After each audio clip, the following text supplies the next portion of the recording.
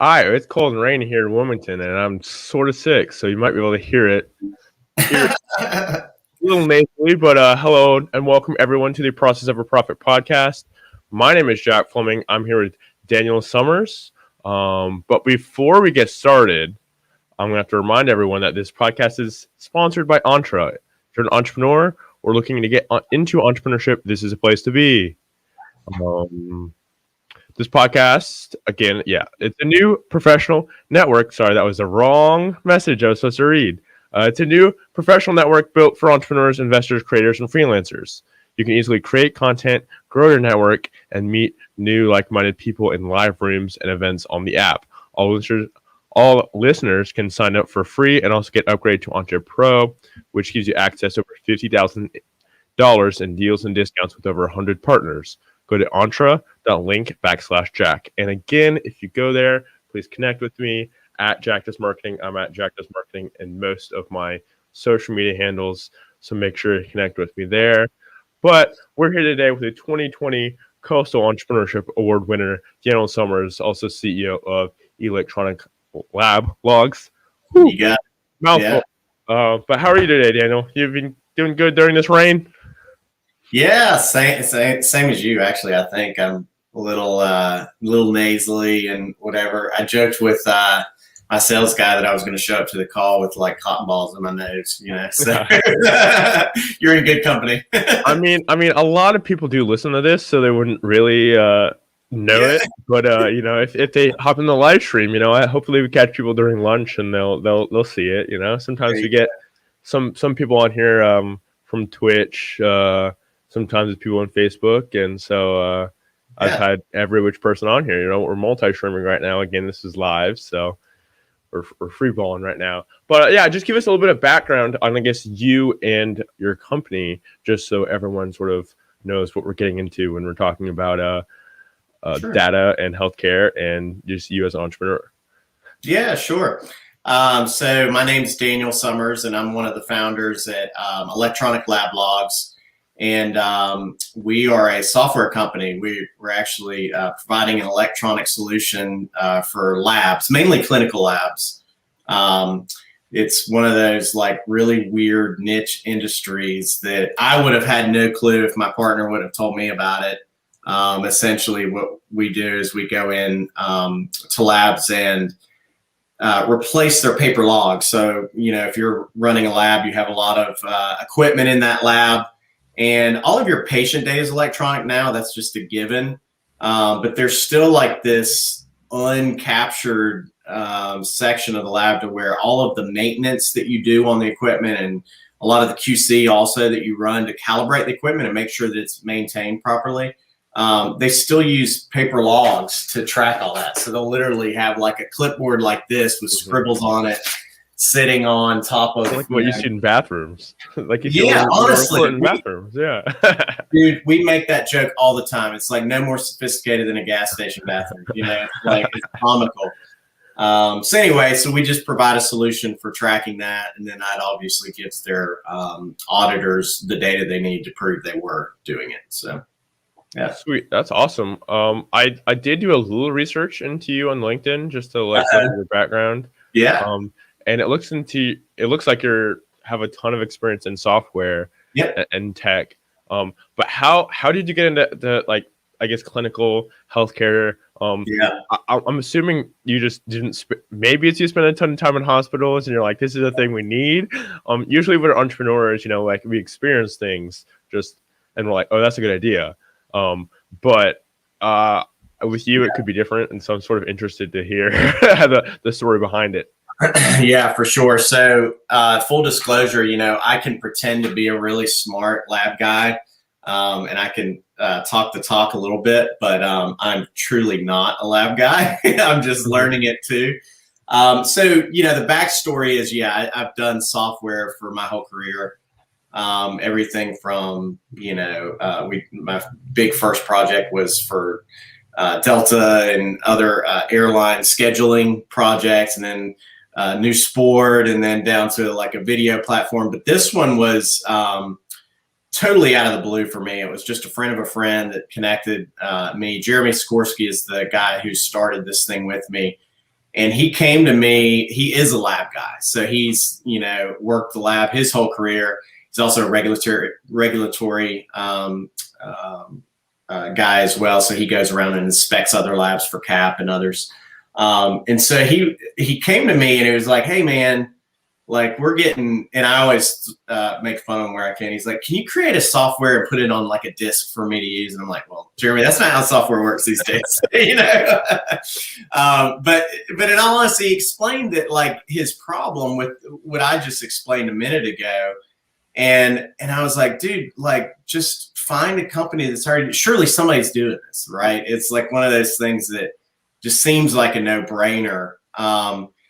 And the more we started talking, and he's like, "I'm telling you, I inspect labs across the country. Like they all do it this way." And I'm like, this is just unbelievable to me. Mm-hmm. So we actually early on hired a marketing firm to kind of do some homework for us, because we're like, look, we know the bubble we're in, but let's make sure this is truly a shared problem across the U.S. So we did, and we hired some people, and they did a whole bunch of interviews, and everybody's like, yeah, this is a problem. And yes, we would pay for a solution, and so on. So we did it. We kind of created a thing for his lab first, and then went to market with it. So, but yeah, this was totally out of the blue for me. This was not the lab world, and the hospital world was totally new for me. So I've learned a lot along the way in that. Mm-hmm. So basically, you're combining a non-tech founder, someone with an idea, with you as the tech founder. That's exactly right. Yeah. Mm-hmm. How has that been so far? I'm like super interested in business partnerships, because I've been told by my business law professor at school, never, ever, ever, ever get into business partnerships, with like a ton of evers, mainly just because of, I guess, issues arise. It's bad. Well, I mean, I guess there's checks and balances, but it's like sometimes, you don't want, if there's a big issue, you don't want to have to pay someone to leave and pay out. I think it's easier if someone just solely owns a company. And so that's what I work on a lot of. But of course, we don't know what we don't know. And so if someone's trying to build this, but they're a non-tech founder, they might have to bring someone on for equity, like another founder, or like hire. This is a big in my discussion. I'm developing something right now. Well, I'm having other people do it, but I'm the non-tech guy, so I'm figuring this out too. But how is it having a partner and being in a partnership for business? So I'll tell you our story and how we came. It can be, take it for what it is. We actually I had a great experience with our partners. So there's actually 4 partners in the firm now. So Jeremy and I started the company. We brought on another guy, Randy Long. So he's also our partner, and he's been amazing. He's like has a little more gray hair than I do, so he brings the wisdom with the group, right? And so the 3 of us together, actually, it was always a good relationship. We always had benefits that each one provided. And then eventually we brought on Chad as well. Chad Hartz is our CTO. And we gave him equity, like you're kind of mentioning, in lieu of, salary to help us build the thing out. And so he was the engineer side of things. But for me, I mean, I can understand the perspective of maintaining control and being a sole owner of the company. But, there's also, it really depends. I mean, if you're working in an industry like me, to where I knew nothing about the lab, I knew nothing about regulatory, right? I knew nothing honestly about healthcare in general, and things like the long sales cycles and the, different chain of commands, all that kind of stuff was very new to me. And so Jeremy brought that perspective that I would have never had. So, a lot of the failed opportunities that have happened in healthcare have been, software guys who come into healthcare and they knew nothing about the industry, right? Mm-hmm. So they built it in a way that made sense to them, but they had no, real like lab experience in our example, right? So like when we go to demo our product today, I can't tell you how many times we hear from our clients that are like, man, you could tell this was built by a lab guy, right? And so that's a huge advantage that we have that others don't. So I don't know. I'm kind of, I don't think you partner with people haphazardly, but I do think there's some benefit in having the right partners and really moving you forward. But relationships are tricky, so I can see. I've heard the horror stories too. So. Well, I want to put you on the spot right here. Actually, probably something you're not ready for. But I want these podcasts to be more free flowing and just not typical business. Question answer, pretty dry. But I'm going to give you 2 minutes to do your business pitch, and hopefully you can get it in that time. Yeah. So I'm going to start when you're ready. Okay. 2 minutes. Ready? Go. Hold on. Is this a business pitch to investors or potential clients? Let's do. That's. I'll let you pick, and then let's let the listener or viewer decide. I don't know if that's. Well, let's keep it a little surprise. So I'll let you pick, and then we'll see. Let's do. We'll do a 2-minute investor pitch. How about that? Let's do investors. Yeah, cool. So ready, go. All right. So my name's Daniel Summers. I am the CEO, founding partner of a company called Electronic Lab Logs, and we are helping labs ditch the paper logs. So what we mean by that is if you're a lab and you have bought a whole bunch of equipment, you're going to have to maintain that equipment in order to remain compliant with governing bodies, right? So think of it like an oil change, tire rotation on your car. You have to do the same thing for your equipment. And they, across the board, labs in the US use paper logs to track that equipment. Okay, so it's a costly issue for them. There's a lot of wasted time and effort on the front end, but also on the back end when they're audited or there's a lawsuit, they have to dig through paper in order to prove they were compliant. So we built a software platform. It's a SaaS solution for these labs, and it gives them data standardization. They can get immediate notifications when something's missed, and then they get all the reporting they need for that data to report back to their governing bodies. So we're going after three market segments. We're going after hospital labs, private labs, and even the physicians' offices right now. And then eventually we'll expand out. But it's actually a surprisingly large market. So if you look at all the CLIA labs in the US, it breaks out to be about a $1.6 billion addressable market, which is surprisingly large, I thought. And so that's where we're going after today. And we're actually in the middle of a raise. So that's why I picked this one, right? So we're actually raising a seed round of $500K right now. We've got a little over half of that full through soft commitments, and we're finishing up due diligence on that front. But if you're an investor, come on, we'll talk. I'd love to have you. So. And time. Is that 2 minutes? 154. I love it. So that's early. So I guess early is on time in the business world. If you're on time or late. But that's cool. I really want to get into the investor side a little bit. Sure. I was just on a call the other day on Entra. They had a VC kind of like forum, clubhouse kind of style panel. It basically just a ton of VCs just talking about their funds and just what they look for, and then they did a little Q&A. But how is it working or trying to get funding, and the process of like gathering info and being able to convey it easily and to what they want?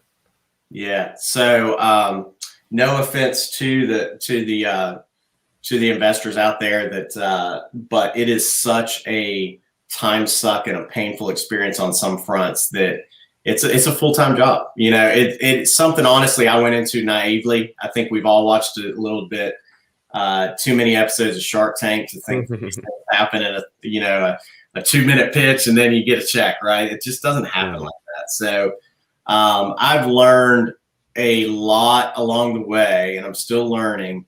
But it is definitely, it's just, I always kind of saw it as like a one-time thing that we'd have to do as the company. And, me as CEO, we'll just raise some money and then go do all your stuff. It's like a constant thing that you're doing. You're constantly selling the company. You're constantly raising money. You're constantly, building the, so it was a real challenge for me to get used to that. But yeah, you have to, I remember early on, like some of the exercises I would go through to like make sure, like, I don't know if you've ever seen like the business model canvas and all those kind of things.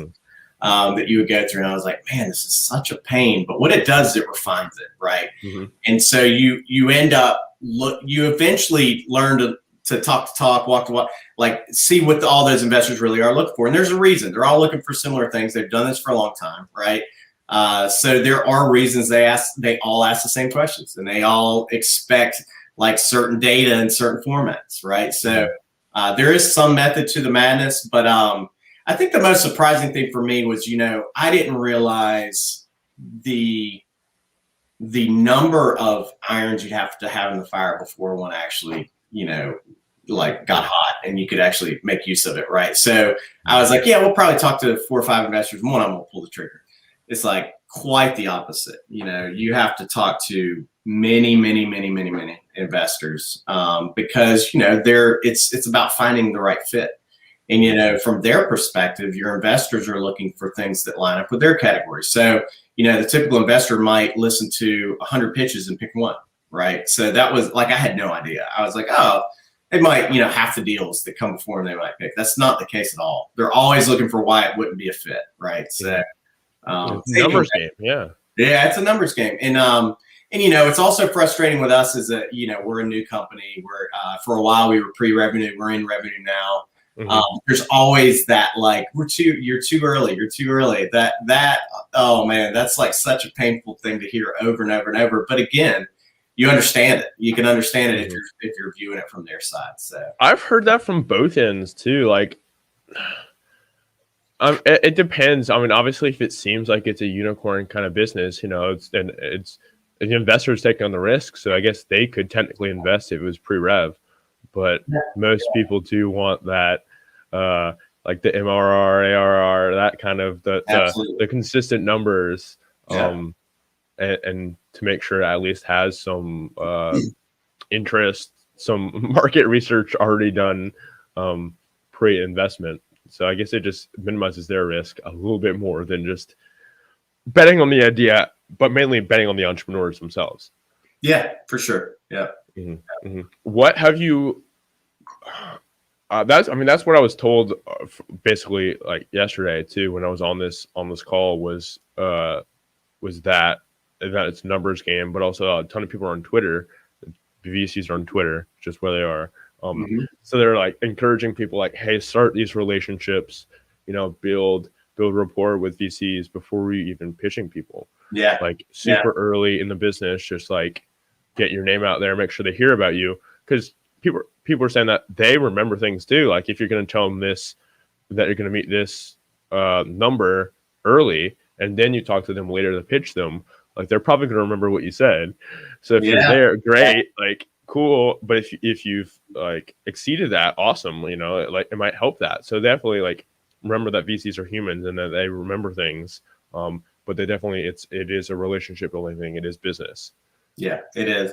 Well, and so you bring up another good point too. That was like, I kind of, honestly, maybe to a fault, saw it as a little bit transactional and not relational, right? So it was like, hey, are we a fit? Okay, see ya. We're not a fit, and you move on.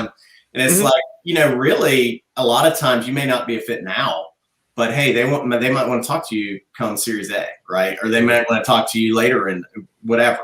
Or you might have a hard time raising it now, and then you're still in Series C, like in our case, right? Like we tried to raise back in the middle of COVID, and it was horrible because we're selling to healthcare and COVID. It's like I would, it's like, so, but I didn't know, I was just like, no, I'm telling you, it's great, So, but a lot of those relationships are now coming full circle. So they and people, they keep an eye on you. Right. And so they're watching what you said and what you're doing. And is there real progress? So if you can just keep those relationships real, you never know what comes out of them. Actually, one of the guys who said, who passed a little over a year ago came back, so it's, that's the way it works sometimes. So. Yeah. And a lot of them want to be involved too. Like it's not maybe I don't even think it's from there and they just want to give you money. Like you're also, as the entrepreneur, you're looking for their expertise and their insight because they've been doing this for a little bit.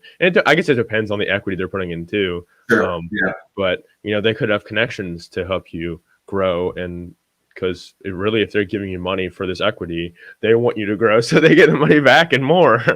Yeah. It's for everyone's best interest that they help you, whether it's relational or money. Yeah. Cool. Yeah. Yeah, that's really cool. How have you transferred over your previous, I guess your technical skills for software, yes, but working with others, how have you transferred those skills from your previous work, I guess with Delta and other companies? They're not, I looked at the list and I can't remember any off the top of my head, but I know you have CTO, you have software engineer, you have dev, you have a lot of software experience. How has that the soft and hard skills transferred over to now being in more of a founding partner position? Yeah. So some of it translates well. Some of it,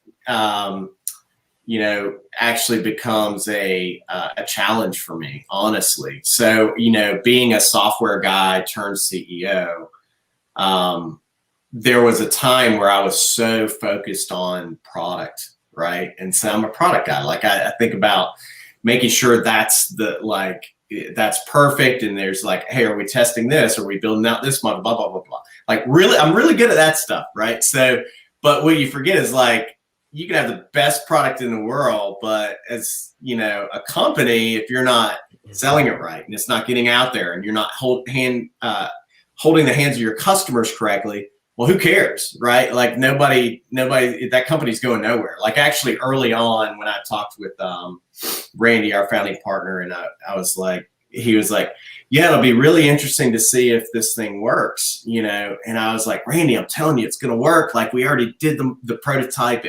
This works. He's like, no. I'm not talking about the product. I'm talking about the company. Can the business work? And I was like, that was like a light bulb moment for me, because I was like, yeah, I guess you're right. There's a lot of things I haven't really considered. So, so there's a lot of that I definitely has been different for me. I heard a guy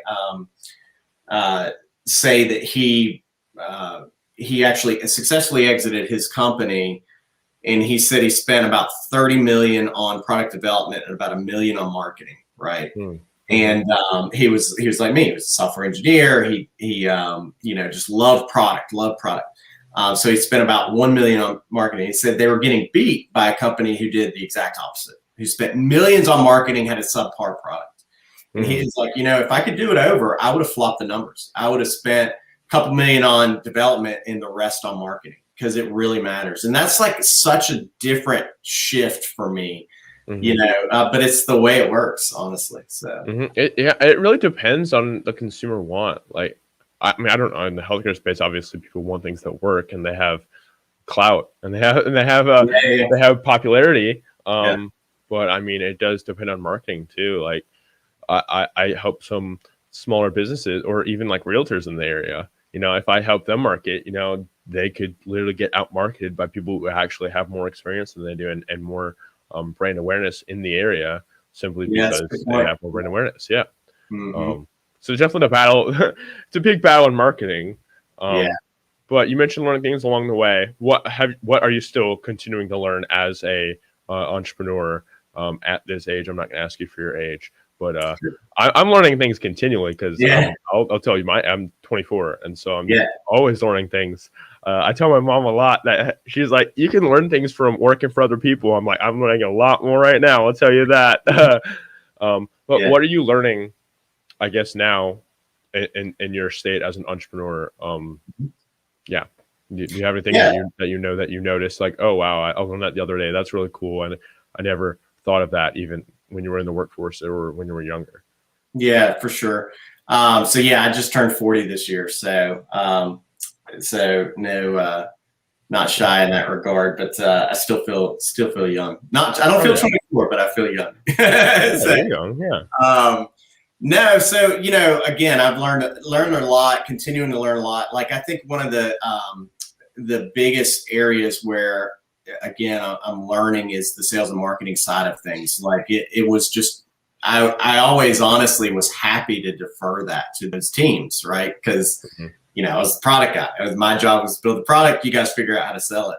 Well, so now I'm like, oh man, I'm in that boat to where I have to learn. So a lot of the processes, like for example, I thought our guy Mark Winneberger is our sales guy. He's amazing, and he talked me into doing like inbound sales leads. I was like, dude, I'm telling you, it's not going to work for this industry. This is healthcare. Like, who's on LinkedIn in healthcare, right? Well, boy, was I wrong. So we did. There's an amazing company out there called Cleverly that will like tie into your social media, and they'll. It's not like one of those LinkedIn mail or in-mail things to where you can tell it's not from somebody. It actually looks like it's from you, right? So it will go out and start the connections and generate leads. Almost all of our sales to date have come from Cleverly, from inbound sales leads like that. And I honestly thought, I was like, there's no way. The other day we had a demo, and Mark and I were looking up where he came from. I'm like, where? Like, I don't have this guy anywhere on my radar. And we asked him, we're like, hey, how'd you find out about us, by the way? And he was like, oh, I read your article on LinkedIn. And, and so I thought it was interesting. And so I took the demo. And so stuff like that, I just really, I never valued that side of the marketing like I should have. And it's just the way the world works now. But it's amazing. And there's so many amazing tools that can capture that kind of stuff. It's actually surprisingly effective. So, yeah. So I'm running this to the live stream, and I'm in an office with other people. So he's taking a phone call, so I might make him close his door. But yeah, that's great. Of course, I'm in the marketing space too, and so I'm very aware of different platforms and different ways people use stuff. I don't want to say harassed by people on LinkedIn all the time, but I do get I got connected by two people who work in the same company the other day, and both of their messages were right next to each other. I'm like, y'all need to fix that right now. Y'all need to fix that. But yeah, so I mean, obviously, marketing things that work are what people want, and there's different platforms are used by different people. LinkedIn is definitely more corporate, people who are like employees of businesses, but VCs are on Twitter. So there's definitely different strategies for people to use, whether it's cold DMing people just to gain leads, or social media marketing or whatnot. But yeah, that's really cool to hear. What are your goals, I guess, as electronic lab logs? Yeah. Holy moly. Would it be to be acquired by someone else? Or is it for sure. you're in play, or are you just gonna stay CEO for the next? I hope I didn't lose you.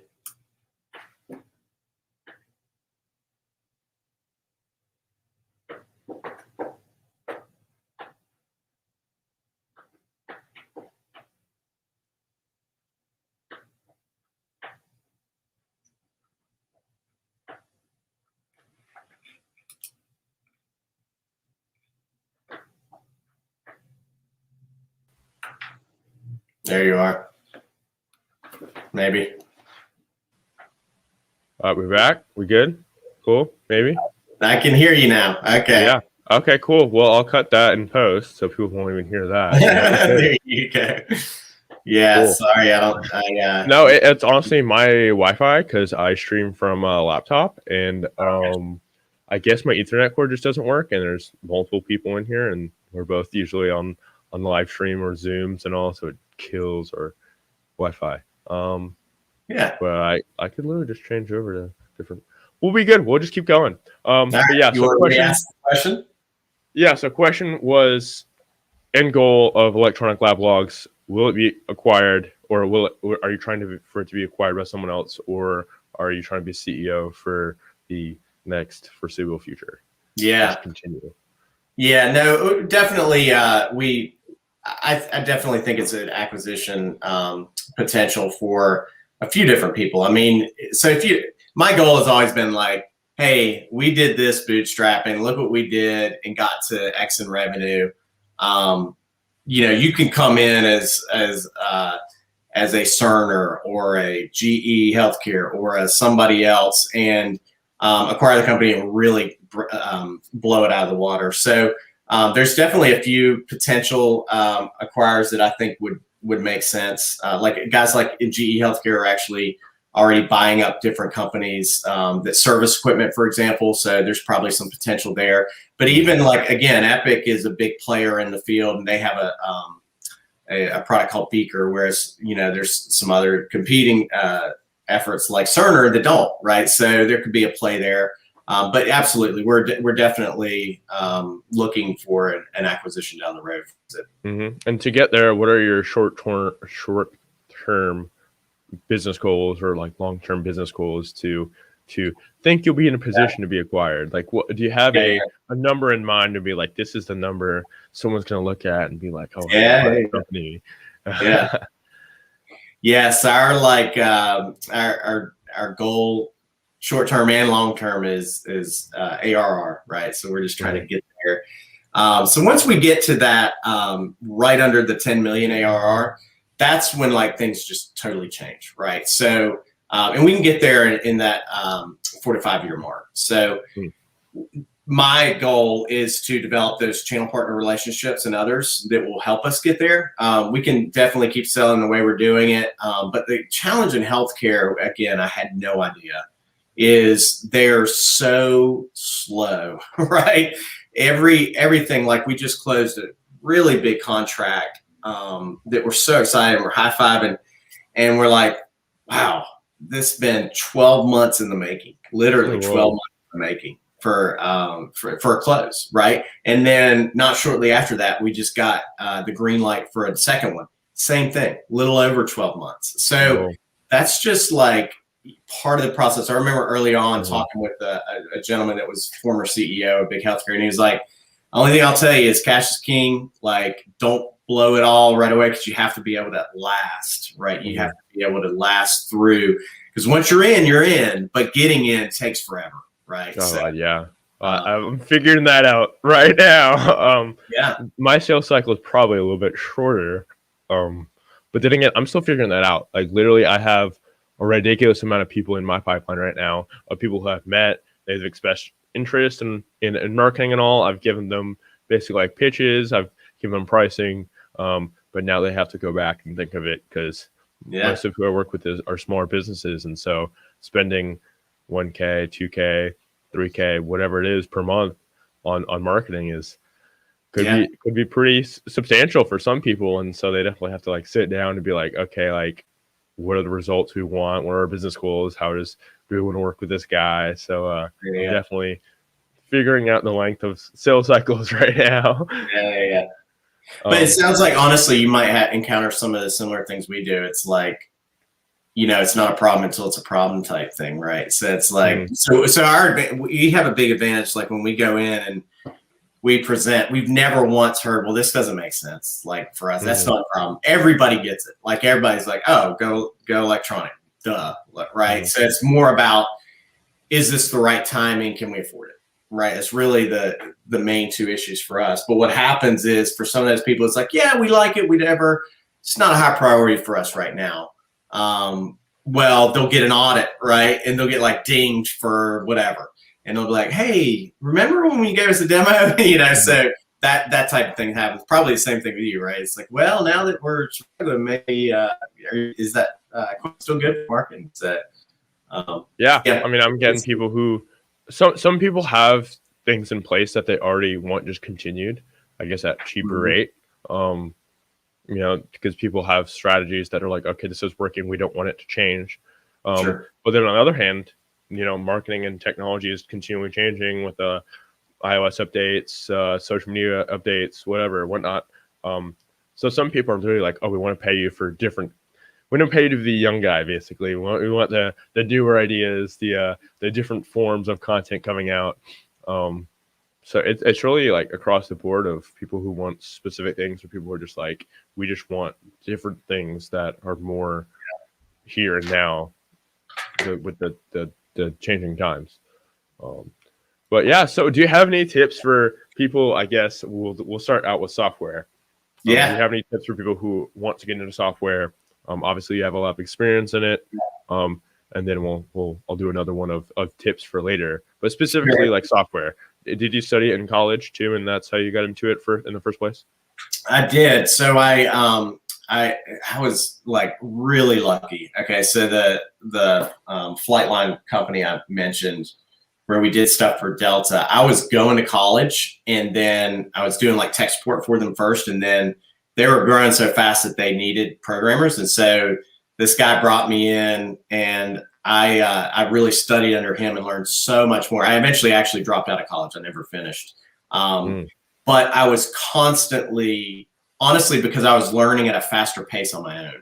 And so that's the biggest takeaway. Like I was always reading books, like like I won't just pick up a novel, right? It's more like technical books. Like I can read those.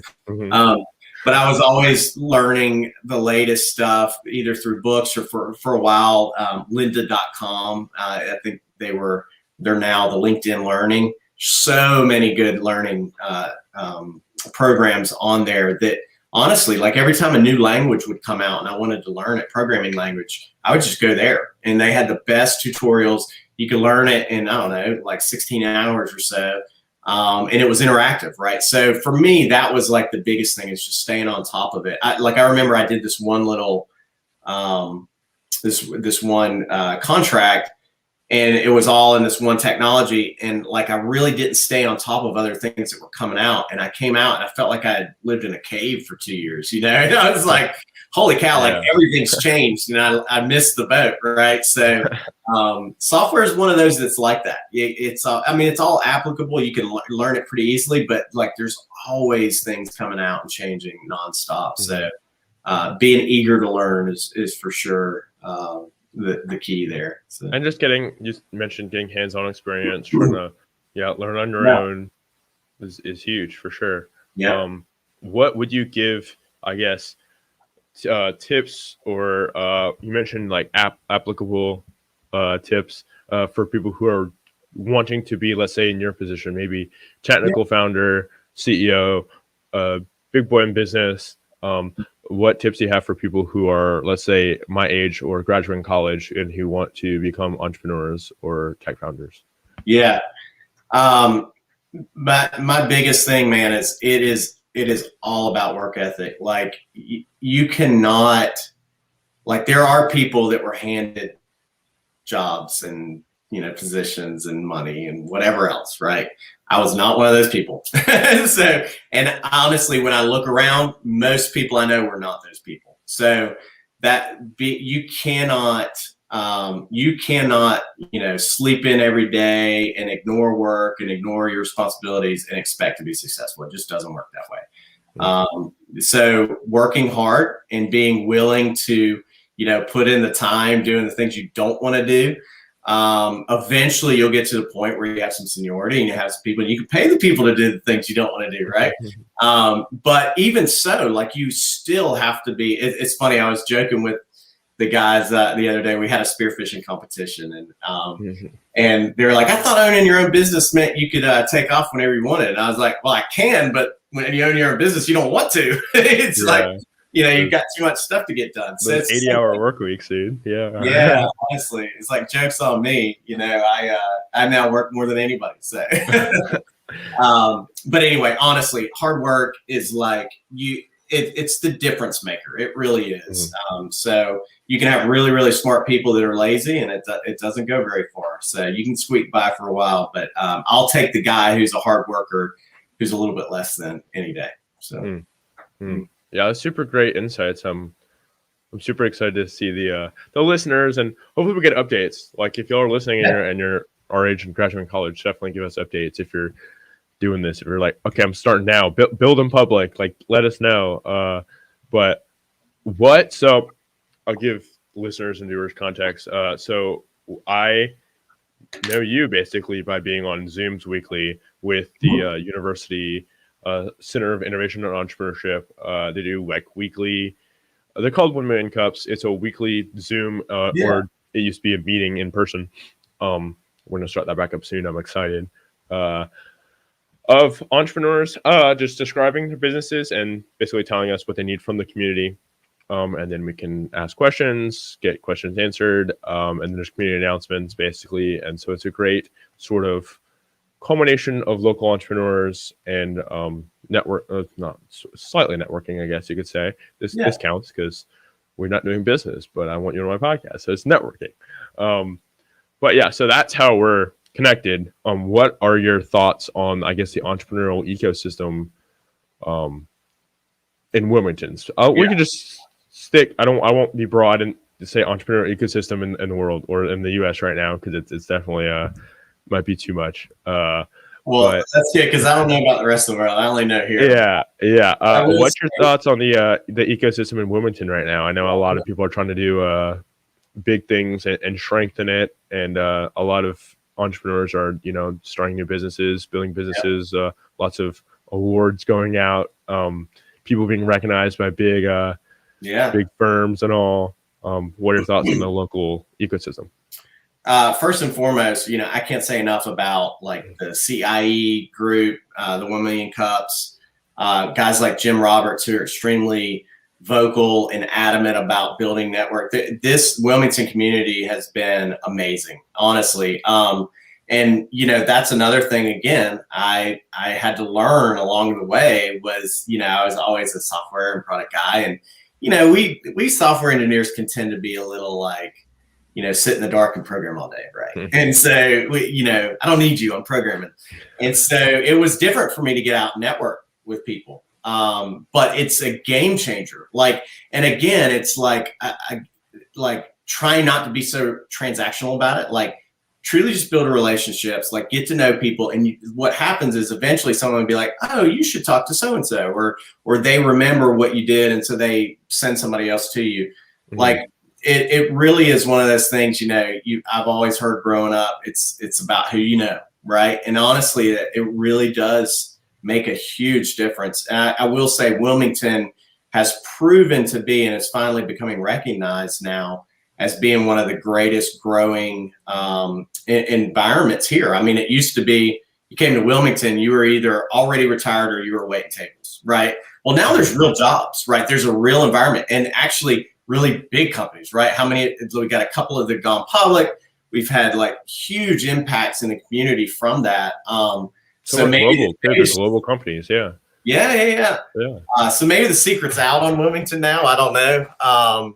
But yeah, it's been amazing. It really has. And so yeah, the 1 Million Cups groups and all those kind of things.